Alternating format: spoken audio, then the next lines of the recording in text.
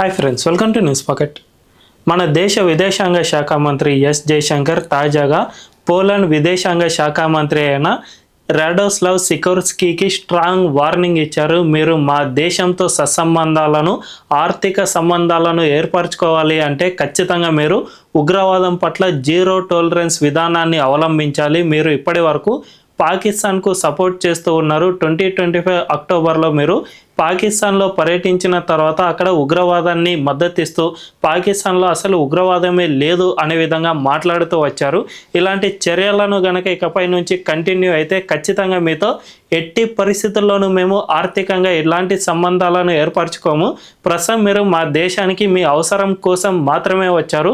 So ఇప్పుడే మీరు ఒక కీలక ప్రకటన చేయండి. ఉగ్రవాదం పట్ల జీరో టాలరెన్స్ విధానాన్ని అవలంబిస్తూ ఉన్నాము అండ్ మా దేశానికి మద్దతు ఇస్తున్నాము అని ప్రకటన చేసిన తర్వాత మాత్రమే ఈ చర్చలు అనేవి ముందుకు సాగుతాయి. లేకపోతే మీరు ఇప్పటికే అమెరికా టారిఫ్లతో చాలా ఇబ్బందులు పడుతూ ఉన్నారు. ఈ నేపథ్యంలోనే మీకు మా భారత్ అవసరం చాలా ముఖ్యం కాబట్టి ఖచ్చితంగా చాలా అంటే చాలా ఇబ్బందుల్లో పడతారు అని చెప్పగానే వెంటనే ఈ సికోర్స్కీ ఒక కీలక ప్రకటన చేశారు. మేము ఉగ్రవాదానికి ఎట్టి పరిస్థితుల్లోనూ మద్దతు ఇవ్వం. రీసెంట్గానే మా దేశంలో ఒక రైలు పట్టాపై బాంబ్ బ్లాస్ట్ జరగడంతో కొంతమంది మరణించారు. ఇది మీకు కూడా తెలుసు కాబట్టి ఖచ్చితంగా మేము ఉగ్రవాదానికి అస్సలు మద్దతు ఇవ్వం. అది ఏ రూపంలో ఉన్నా కూడా మేము దానికి మద్దతు ఇచ్చే ప్రసక్తే లేదు అనే విధంగా సికోర్స్కీ మన దేశంలోనే ఒక కీలక ప్రకటన చేశారు. అయితే మన విదేశాంగ శాఖ మంత్రి ఎస్ జయశంకర్ ఇంత స్ట్రాంగ్ వార్నింగ్ ఇవ్వడానికి కారణం ఏంటి? ప్రస్తుతం పోలాండ్కు మన దేశంతో ఉన్న అవసరాలు ఏమిటి? ఇది భవిష్యత్తులో ఏ విధంగా ఉండనున్నాయి? అండ్ పాకిస్తాన్ను పోలాండ్ మద్దతు లేకుండా ఒంటరిగా చేసేందుకు మన ఆర్థిక సంబంధాలను ఏ విధంగా ఉపయోగించుకునే ప్రయత్నం చేస్తూ ఉన్నాం అనే విషయాలను మనం ఈ వీడియోలో తెలుసుకుందాం. అంతకంటే ముందు ఈ కంటెంట్ కనుక మీకు నచ్చినట్లయితే ఖచ్చితంగా మా ఛానల్ను మీరు సబ్స్క్రైబ్ చేసుకోండి అండ్ బెల్ ఐకాన్ను క్లిక్ చేయడం అస్సలు మర్చిపోవద్దు. ఇక డీటెయిల్స్లోకి వెళ్తే, నిజానికి పోలాండ్ అనే దేశం యూరోపియన్ యూనియన్లో ఒక భాగం. ఈ దేశంపై ఇప్పటికే అమెరికా నుంచి 15% టారిఫ్లను విధిస్తూ ఉంది. యూరోపియన్ యూనియన్ దేశాలన్నిటిపైన ఈ 15% టారిఫ్లు అనేవి అమలు అవుతూ వస్తూ ఉన్నాయి. ట్రంప్ ఎప్పుడైతే అధికార పగ్గాలను చేపట్టాడో అప్పుడే ప్రపంచ దేశాలన్నిటిపైన టారిఫ్లను విధిస్తూ వెళ్ళారు. అందులో భాగంగానే మన దేశంపై 50% ఆఫ్ టారిఫ్లను విధించాడు. అదే సమయంలో పోలాండ్పై సైతం 15% ఆఫ్ టారిఫ్లను విధించారు. అయితే ఇప్పుడు అమెరికా అండ్ యూరప్ దేశాల మధ్య గ్రీన్లాండ్ ఇష్యూ అనేది చాలా ఎక్కువగా నడుస్తుంది. ఈ గ్రీన్లాండ్ అనేది యూరోపియన్ యూనియన్ దేశాలన్నీ కూడా తమ దేశానికి సంబంధించిందే. దీన్ని అమెరికా కనుక ఆక్యుపై చేసుకుంటే తాము ఎట్టి పరిస్థితుల్లోనూ దీన్ని అంగీకరించబోమని చెబుతున్న నేపథ్యంలో ట్రంప్ చాలా దేశాలపై ఈ టారిఫ్లను మరింత పెంచేందుకు నిర్ణయం తీసుకునే అవకాశాలు కనిపిస్తూ ఉన్నాయని స్పష్టంగా అర్థమవుతుంది. ముఖ్యంగా ఈ గ్రీన్లాండ్ ఆక్యుపేషన్ను చాలా పెద్ద ఎత్తున వ్యతిరేకిస్తున్న 8 దేశాల్లో పోలాండ్ సైతం ఉంది. సో ఈ పోలాండ్ కనుక ఇదే విధంగా మీరు వ్యతిరేకత వ్యక్తం చేస్తే ఖచ్చితంగా మీపై అదనంగా 10% ఆఫ్ టారిఫ్లను విధిస్తాం. అంటే ఇప్పుడు వరకు అమలవుతున్న 15%తో పాటు ఈ 10% మొత్తంగా 25% ఆఫ్ టారిఫ్లను మీరు కట్టాల్సిన పరిస్థితి ఏర్పడుతుంది అని ట్రంప్ ఇప్పటికే హెచ్చరిస్తూ వస్తూ ఉన్నారు. నిజానికి పోలాండ్కు గ్రీన్లాండ్తో చాలా అవసరాలు ఉన్నాయి కాబట్టి ఖచ్చితంగా దీన్ని వ్యతిరేకిస్తుంది. ఇదే కనుక కంటిన్యూ అయితే భవిష్యత్తులో అమెరికా ఏకంగా 8 దేశాల్లో పోలాండ్ సైతం ఇంక్లూడ్ అయి ఉంటుంది కాబట్టి ఖచ్చితంగా ఆ దేశంపై 25% ఆఫ్ టారిఫ్లు అనేవి విధించబడతాయి. అందువల్లనే ఇప్పుడు పోలాండ్ ఇక అమెరికాను ఎదుర్కోలేక ఆ టారిఫ్లను ఖచ్చితంగా మాపై పడతాయి. కాబట్టి భవిష్యత్తు కోసం మేము ప్రత్యామ్నాయ మార్గాలను అంటే ప్రపంచంలోని ఇతర మార్కెట్లను మేము అన్వేషించాల్సిన అవసరం ఏర్పడింది అని ఆ దేశం గుర్తించింది. అందులో భాగంగానే మన దేశంతో ఇప్పుడు చేతులు కలిపి మనతో కొన్ని ఫ్రీ ట్రేడ్ అగ్రిమెంట్లు ఏర్పరచుకునేందుకు ఆ దేశం ముందుకు వచ్చింది. అందులో భాగంగానే పోలాండ్ విదేశాంగ శాఖ మంత్రి రాడోస్లావ్ సికోర్స్కీ మన దేశానికి వచ్చారు. ఈ పర్యటన నేపథ్యంలో మన విదేశాంగ శాఖ మంత్రి ఎస్ జయశంకర్ దీన్ని చాలా బాగా ఉపయోగించుకున్నారు. ముఖ్యంగా పోలాండ్ ఇన్నాళ్ళు పాకిస్తాన్కు సపోర్ట్ చేస్తూ వచ్చింది. గతంలో ఇది రష్యా సోవియట్ యూనియన్కు మద్దతు ఇచ్చింది. ఆ తర్వాత రష్యా కుప్పకూలిపోవడం, సోవియట్ యూనియన్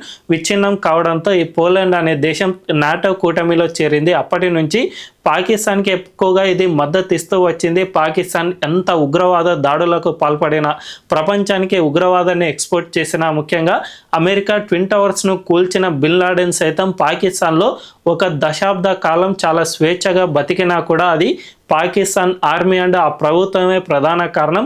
సో ఈ దేశం ఎక్కువగా ఉగ్రవాదాన్ని మన భారతదేశం పైన ఎక్స్పోర్ట్ చేస్తుంది కాబట్టి దీనివల్ల ఎక్కువగా నష్టపోతుంది మనమే. అయినా కూడా ప్రపంచం దీన్ని కనీసం మాత్రం గుర్తించడం లేదు. పైగా పాకిస్తాన్కే చాలా మంది మద్దతు ఇస్తూ వస్తూ ఉన్నారు. అమెరికా, యూరోపియన్ యూనియన్ దేశాలతో పాటు ఈ పోలాండ్ కూడా ఎక్కువగా పాకిస్తాన్కి ఇన్నాళ్ళు వంత పడుతూ వచ్చింది. ఆ దేశంలో అంతా ప్రశాంతమైన వాతావరణం ఉంది. పాకిస్తాన్ ప్రభుత్వం ఉగ్రవాదులపై ఉక్కుపాదం మోపుతోంది. ఆ ప్రభుత్వం ఉగ్రవాదులను పెంచి పోషిస్తోంది అంటే అస్సలు నమ్మశక్యంగా లేదు అనే విధంగా పోలాండ్ గతంలో అనేక వ్యాఖ్యలు చేసింది. 2025 అక్టోబర్లో అంటే ఆపరేషన్ సింధూర్ జరిగిన తర్వాత కూడా ఈ పోలాండ్ విదేశాంగ శాఖ మంత్రి పాకిస్తాన్లో పర్యటించు వచ్చారు. అంతేకాకుండా అక్కడ పాక్ ఆక్యుపైడ్ జమ్మూ కాశ్మీర్లో సైతం ఆయన పర్యటన చేశారు. అదే నేపథ్యంలో ఒక కీలక ప్రకటన చేశారు. ఈ జమ్మూ కాశ్మీర్ డిస్ప్యూట్ను ఇరు దేశాలు చాలా సామరస్యంగా పరిష్కరించుకోవాలి.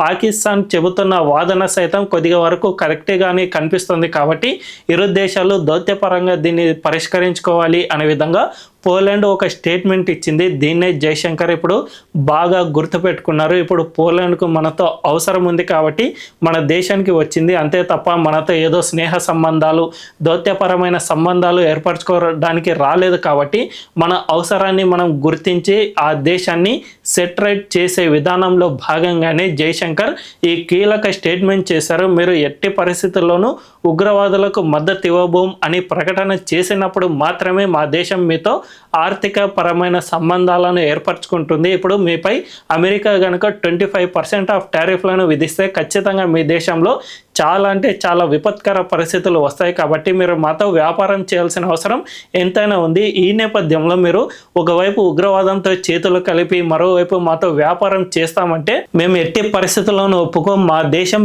ఉగ్రవాదంపై జీరో టాలరెన్స్ విధానాన్ని అవలంబిస్తుంది. అంటే ఎక్కడ చిన్న ఒక ఇంచు ఉగ్రవాదం ఉన్నా కూడా దాన్ని పూర్తిగా తుదముట్టించేంత వరకు మా దేశం నిద్రపోదు.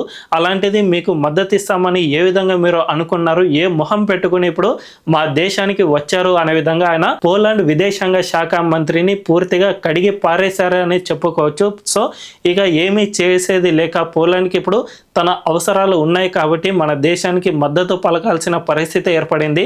దీనివల్లనే ఈ సికోర్స్కీ అనే విదేశాంగ శాఖ మంత్రి మన దేశానికి సపోర్ట్ చేస్తూ ఒక కీలక ప్రకటన చేశారు. మేము ఎట్టి పరిస్థితుల్లోనూ ఇప్పుడే కాదు భవిష్యత్తులోనూ అసలు ఉగ్రవాదాన్ని సపోర్ట్ చేయబోము.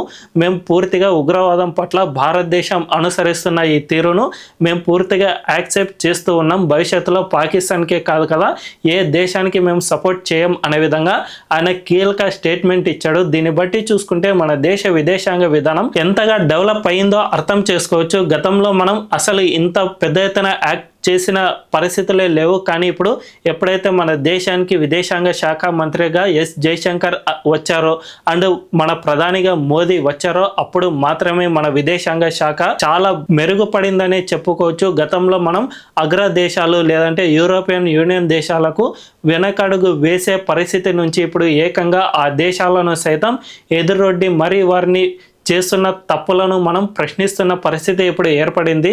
సో ఈ విధంగా చూసుకుంటే ఖచ్చితంగా మన దేశ ప్రయోజనాలను ఈ యూరోపియన్ యూనియన్ దేశాలకు లేదంటే అమెరికాకు మేము తాకట్టు పెట్టే పరిస్థితిలో అస్సలు లేము. మా దేశ ప్రయోజనాలకు ఎక్కడ భంగం కలిగినా కూడా మేము అస్సలు వదిలిపెట్టబోం, మీ అంతు చూస్తాం అనే స్థాయికి చేరుకున్నామంటే ఖచ్చితంగా అందులో జైశంకర్ గారి పాత్ర మరోలేనిదని చెప్పుకోవచ్చు.